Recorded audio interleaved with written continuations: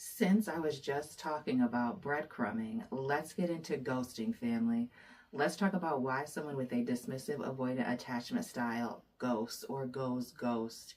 Family, welcome and welcome back to my channel. This is your favorite toxic YouTuber, dismissibleme. Here I speak only about dismissive avoidant attachment from the perspective of someone who has had a dismissive avoidant attachment style. If you're interested, please like, share, and subscribe. Find me on Instagram. Check out the playlists. All of my information is down below in the description box.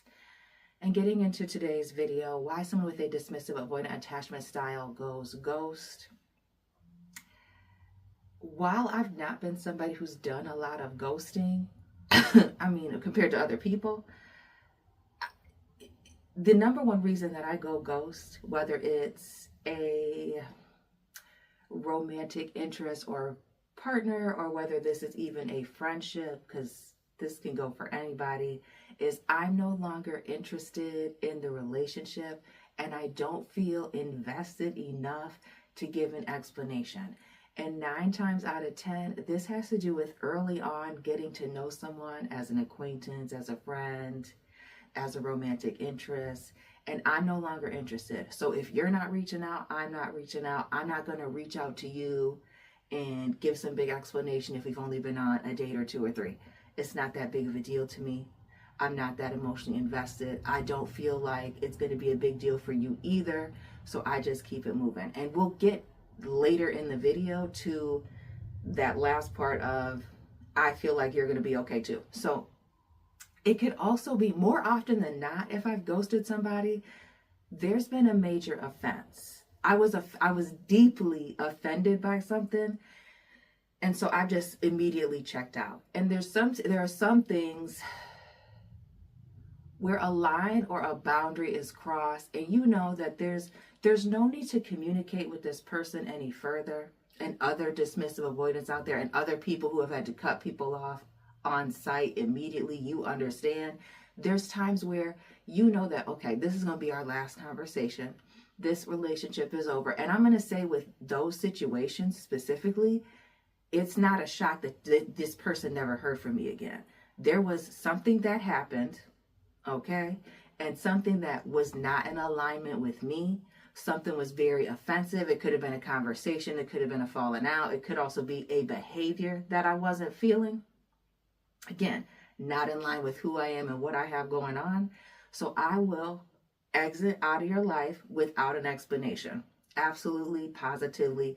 9 times out of 10, it was something deeply offensive and I had to get up out of there.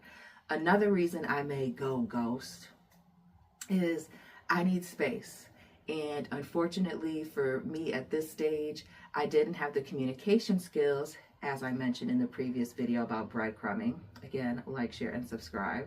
There was a point in time where I didn't have the communication skills, okay, to say, I don't want to do something, or I'm not interested in you, or I'm no longer interested in this situation. And so I would just disappear. And I could just be disappearing permanently, or I could be just withdrawing and disappearing temporarily because I need space and I'm not communicating that. But I feel like that's a whole nother topic for a whole nother video. So I need space and I'm unwilling or unable to just communicate my needs at that point in time. Then there's also the lack of emotional awareness when it comes to other people's feelings. And that's kind of what I was talking about at the top of the video, which is that I'm no longer interested, and I feel like this, because I'm not very invested, I feel like this person's not very invested, or they'll be okay because it's only been a couple of dates or whatever. And so I just assume everybody's going to bounce back or move on as quickly or in the same way that I am. And everybody does not think like I think. Everybody does not operate the way that I operate.